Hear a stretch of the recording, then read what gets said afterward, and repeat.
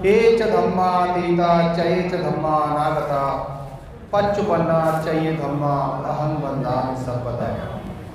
हे च संघातीता चये च संघानागता पच्चुपन्ना चये संघा अहं वन्दामि सर्वदा। महाकारुणिक भगवान तथागत अरहत सम्यक संबुद्ध को नमन करते हुए, परम पूज्य बोधिसत्व बाबा साहब डॉक्टर भीमराव अंबेडकर को नमन करते हुए एवं सुवर्ण संस्कृति में जिन्होंने निर्वाह किया, लोगों को धम्म दिया, ऐसे सभी संत महापुरुष ऋषियों को नमन करते हुए आज संगाराम बुद्ध विहार में बदंत धम्म धीरो महाधीरा जी की पुण्यतिथि के अवसर पर आयोजित कार्यक्रम में आए सभी उपासक उपासिकाएं, सभी को नवोध्याय जय भीम। पूज्य भिक्षुगण, भिक्षु संत को नमन करते हुए जिन्होंने हमें धम्म दिया, जिन्होंने बुद्ध के वचनों से हमें अभिभूत किया, उनको बार बार वंदन नमन करता हूँ। साथियों, कल आषाढ़ी पूर्णिमा थी जो बौद्ध जगत में, बौद्ध साहित्य में बहुत महत्वपूर्ण स्थान रखती है। ये वो दिन है जब हमें भगवान बुद्ध के धम्म का ज्ञान मिला, क्योंकि उससे पहले आपको पता होगा कि 2 माह पूर्व जो बैसाखी पूर्णिमा आती है, उस दिन भगवान बुद्ध को ज्ञान प्राप्त हुआ। क्या ज्ञान प्राप्त हुआ इसका पता हमें नहीं था, और बुद्ध के मन में आया कि मैं उस ज्ञान को बताऊं या ना बताऊं। उनके मन में आशंका थी कि धारा के विपरीत किस तरीके से लोग मेरी बात को समझेंगे। इसलिए उनके मन में आया कि मैं अपने ज्ञान को अपने तक ही सीमित रखता हूँ। लेकिन फिर उनके मन में आया कि जो ज्ञान मैंने प्राप्त किया है वो सबको मिलना चाहिए, उसका लाभ सबको मिलना चाहिए।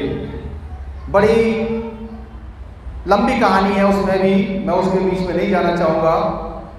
तो 7 सप्ताह बाद उन्होंने निश्चय किया कि कोई कुछ भी कहे, चाहे कुछ भी समझे, मैं अपने धर्म का ज्ञान दूंगा। तब उनके दिमाग में आया, मस्तिष्क में आया कि मैं ये ज्ञान सबसे पहले किसको दूं। वो अपने जीवन में जब ज्ञान के लिए, ज्ञान की खोज में थे, तो 2 व्यक्तियों से बड़े अभिभूत थे।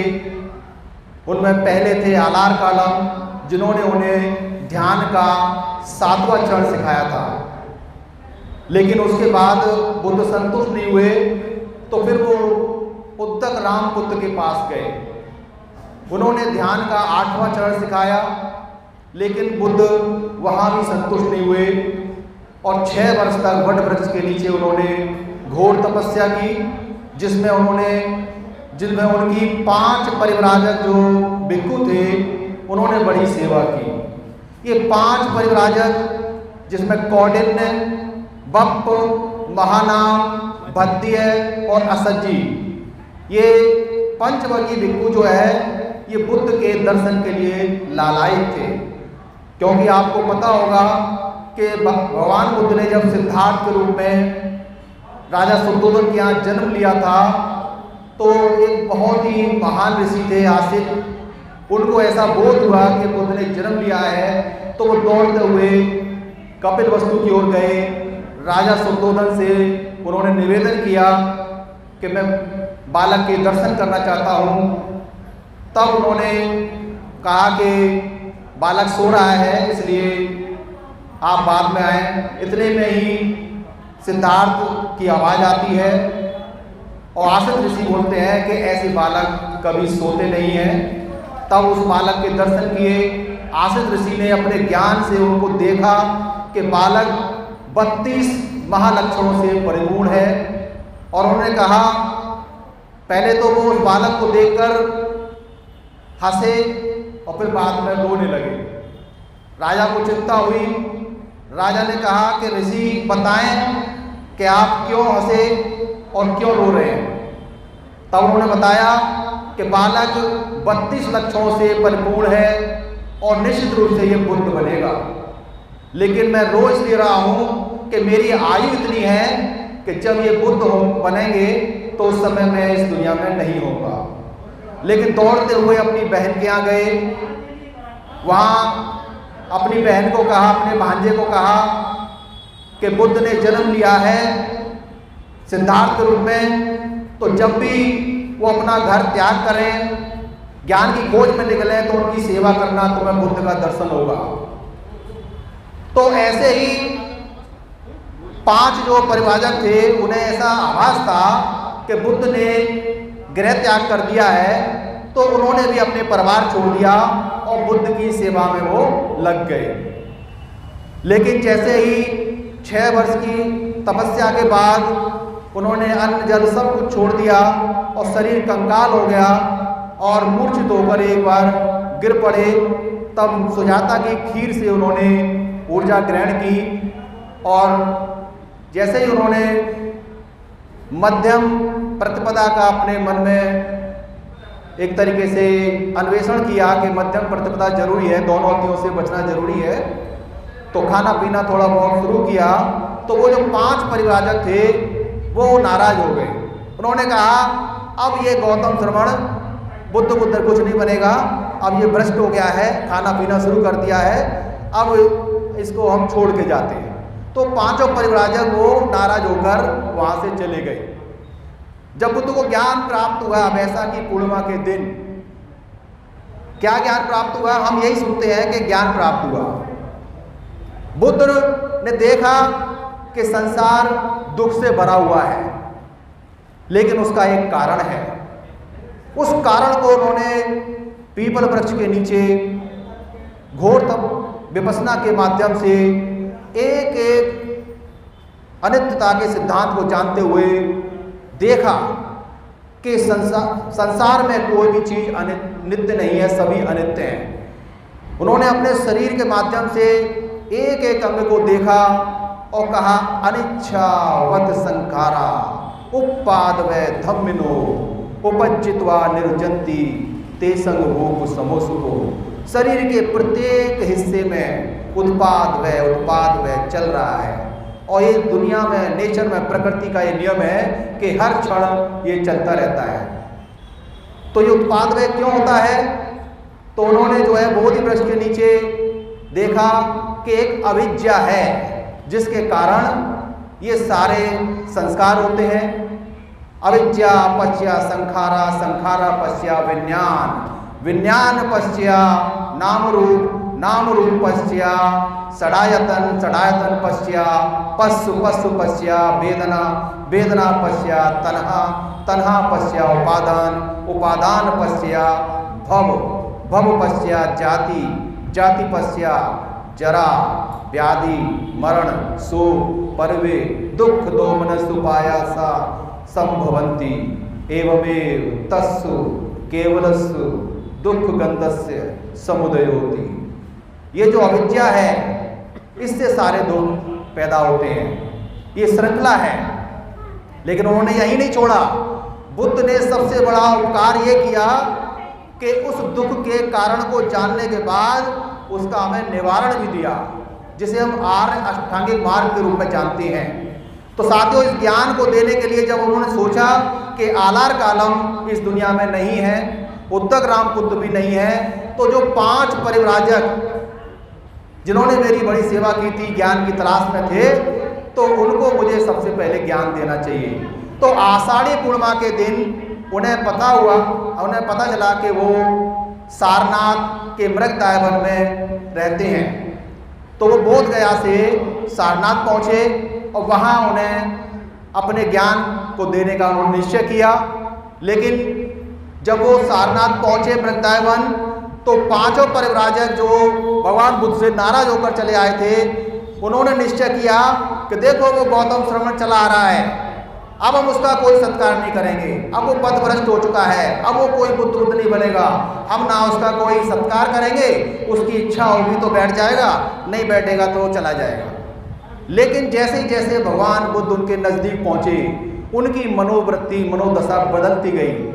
एक ने उनका चीवर लिया, एक ने आसन बिछाया, एक ने उनके पांव धुलाए, एक ने हालचाल पता किया और इस तरीके से पांचों उनके पास बैठकर उनके कुशल क्षेम पूछने लगे कि बुद्ध बताएं कि आपने क्या ये जाना। तब बुद्ध ने जो है उनको ये 4 आर्य सत्य अष्टांगिक मार्ग, दुख का कारण निवारण और निवारण का मार्ग, दुख निरोध गामिनी के बारे में उनको बताया। और बताने के बाद आषाढ़ी पूर्णिमा जो कल गई है उसी दिन उन्होंने कहा था, चरक विक्रवे चारिका बहुजन हिताय बहुजन संपाय लोकानुकंपाय अत्थाहिताय आदि कल्याणम मध्य कल्याणम परियोसान कल्याण। हे भिक्षु, तुम अलग अलग दिशाओं में जाओ और बहुत सारे लोग जो दुखी हैं उनका कल्याण करो। तो आषाढ़ी पूर्णिमा के दिन बुद्ध ने यह संदेश दिया अपने भिक्षुओं को, और वही भिक्षु जिन्होंने बुद्ध से धम्म को सीखा, इतने प्रज्ञावान हुए कि जब असज्जी भिक्षाटन कर रहे थे तो उनकी जो चाल और उनके माथे पर जो तेज था उसे देखते देखते सारी पुत्र की नजर पड़ी। सारी पुत्र उनके पीछे पीछे कि ये कौन है, इतना तेज, इतना जो है इसकी मतलब एक शारीरिक संरचना, इतना जो है मस्त चाल, इतना शांत व्यक्ति मन में कौन है, मैंने आज तक नहीं देखा। तब उन्होंने कहा कि बताइए आप कौन हैं। तब उन्होंने कहा कि मैं भिक्षु हूँ। कि आपके शास्ता कौन है? कि मेरे शास्ता जो है तथागत बुद्ध हैं। उन्होंने कहा, सारीपुत्र ने सोचा जब शिष्य इतना प्रज्ञावान है, इतना तेज है, तो उनके जो है शास्ता कितने महान होंगे। और जब सारीपुत्र और मोदगल्याण भगवान बुद्ध से मिलने जाते हैं तो बुद्ध दूर से ही कह देते हैं कि ये जो दो आ रहे हैं ये दोनों मेरे धर्म सारथी होंगे, धम्म अग्र श्रावक होंगे। और वही हुआ कि जब भिक्षु संघ बना, भिक्षु संघ में जब बहुत सारे भिक्षु हो गए तो बुद्ध ने जो है सारीपुत्र और मोदगल्याण को अपना धर्म सेनापति नियुक्त किया। बुद्ध जब प्रवचन करते थे तो प्रवचन के बाद जब भी बुद्ध थक जाते थे तो उस प्रवचन को जो है सारीपुत्र पूरा करते थे। तो बुद्ध ने कहा, सब्बे संखारा अनिच्छाति यदा पय्याय पश्यति अथ निबधन्ति दुखे ऐसे मग्गो विशुद्धियाँ। कि ये विशुद्धि का मार्ग है और ये विशुद्धि तभी मिलती है कि जब व्यक्ति ये जान लेता है कि सभी संस्कार अनित्य हैं। जब हमें ये पता रहेगा कि कुछ भी स्थायी नहीं है, सब अनित्य है, तो हम कोई जो है दुष्कर्म नहीं करेंगे। बुद्ध ने कहा, सब्बे धम्मा अनत्ताति यदा पय्याय पश्यति अथ निबधन्ति दुखे ऐसा मग्गो विशुद्धियाँ। बुद्ध ने कहा कि जितने भी धर्म हैं वो सभी अनित्य हैं, कुछ भी जो है स्थायी नहीं है, लेकिन हमें अनित्य से नित्य तक पहुंचने के लिए साधना करनी है। बुद्ध ने कहा, जब पहले बुद्ध को ज्ञान प्राप्त हुआ बोधि वृक्ष के नीचे, तो प्रथम जो वाणी उनकी निकली, अनेक जाते संसारं संधावे संग अनेभ्य संग गहकारकं गवे संतो दुखा जाते पुनः पुनः गहकारक दिठोसी पुन गेहंग ना कासी सबाते फासुका भग्गा गहकूटं विसंगतं विसंघारगतं चित्तं तन्हानं खयमज्जका। तो बुद्ध कहते हैं कि मैं अनेक जन्मों में जन्म लेता रहा और दौड़ता रहा, संधावन करता रहा, जन्म से मृत्यु की ओर दौड़ता रहा। क्यों दौड़ता रहा? कि ज्ञान नहीं था, अविद्या थी। अब मुझे ज्ञान हो चुका है, अब मैं जान चुका हूं कि घर कैसे बनता है। अब मैंने जो घर बनाने की सामग्री है राग, द्वेष, मोह, लोभ, ईर्ष्या, इन सब तृष्णाओं का मैंने क्षय कर दिया है। गै कारक दिट्ठोसी, हे घर बनाने वाले, मैंने अब तुझे देख लिया है। अब मैं कभी अपना घर नहीं बनने दूंगा, क्योंकि मैंने सभी तृष्णाओं का क्षय कर दिया है। तो साथियों, जो नाम रूप है हमारा शरीर, इसमें हमारी 6 इंद्रियां हैं। इनसे स्पर्श होगा, इसे हम रोक नहीं सकते। जब स्पर्श होगा तो हमें वेदनाएं भी होंगी, दुखद भी होंगी, सुखद भी होंगी, लेकिन इन वेदनाओं पे कंट्रोल हम कर सकते हैं। हम समता में पुष्ट हो सकते हैं कि हम किसी को अच्छा ना माने, किसी को बुरा ना माने। और जब हम ऐसी अपना व्यवहार विकसित कर लेते हैं तो निश्चित रूप से हम अपनी तृष्णा का विनाश कर सकते हैं और दुखों से छुटकारा पा सकते हैं। तो बुद्ध का मार्ग श्रेष्ठ जीवन जीने का एक मार्ग है। बुद्ध के मार्ग में हमें तृष्णा को नष्ट करना है, क्योंकि तृष्णा से उपादान लत लग जाती है और लत लगने से भव संस्कार जन्म होता है और जन्म के साथ ही हमारे सभी दुख जो है जुड़ जाते हैं। जन्म होगा तो हम बीमार भी पड़ेंगे, बीमार पड़ेंगे, कुछ हमारी जो तृष्णा होगी, हमारे प्रिय लोगों का बिछुड़ने का दुख होगा, अप्रिय लोगों के मिलने का दुख होगा, और इन सुख को प्राप्त करने में और दुख को छुटकारा पाने में हम न जाने कितने अकुशल कर्म कर जाते हैं। तो जब भगवान बुद्ध श्रावस्ती में प्रवचन करते थे, जिसमें 45 वर्षों में अकेले 24 वर्षावास उन्होंने श्रावस्ती में किए, तो एक वृद्ध महिला रोज आती थी, लेकिन बेचारी को ज़्यादा समझ नहीं आता था। तो एक दिन उससे रहा नहीं गया। उन्होंने पूछा, भगवान आपकी बातें बड़ी अच्छी लगती हैं और आप विस्तृत रूप से समझाते हैं, मुझे आप एक शॉर्ट में बताएं कि हमारा बुद्ध का धर्म है क्या। तब बुद्ध समझ गए कि इसकी जो है मनोदशा ऐसी नहीं है कि इसको ज़्यादा विस्तृत जानकारी दी जाए। तब उन्होंने कहा संक्षेप में, सब पापस सकणं कुशलस्य उपसंपदा सच्चिद परियोदपनं एतान बुद्धानुशासनं। बुद्ध का शासन, बुद्ध का धर्म सिर्फ इतना ही है कि हम कुशल कर्म करें और अकुशल कर्मों से हम बचें। कुशल कर्मों का संचयन करना, पुण्य कमाना, पाप कर्मों से दूर रहना, यही बुद्ध की शिक्षा है, यही बुद्ध का धर्म है। लेकिन हमें इसके लिए अपना बहुत श्रम करना पड़ता है। और सवर्ण संस्कृति जो है वो समता में रमण करने वालों को सवर्ण कहा जाता है। समता का मतलब है फुट्टस लोक धम्मे ही चित्तंग यस्सन कंपते अशोकं विरजं खेमं एतं मंगलमुत्तमं।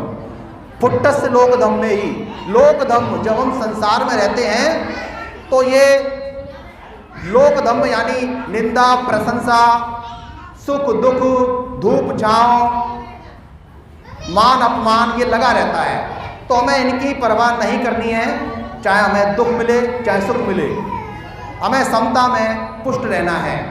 तो यही जो है मतलब पुण्य कर्म होते हैं, समता में रमण करना होता है।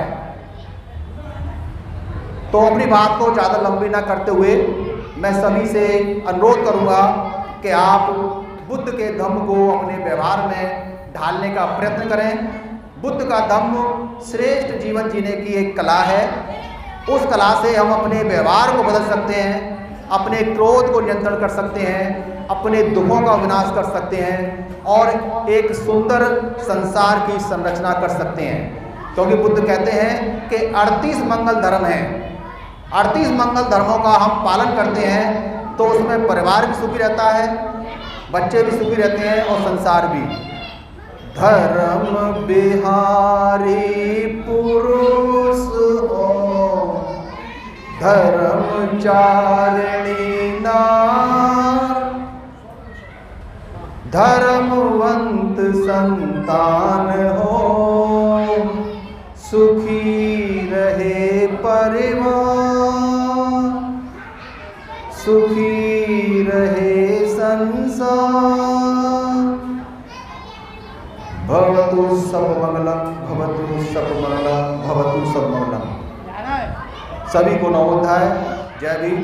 आपने कितना ध्यानपूर्वक मेरी बातों को सुना, सभी का बहुत बहुत आभार, सभी को धन्यवाद। जय भीम, जय भारत, नवोदय। Thank you.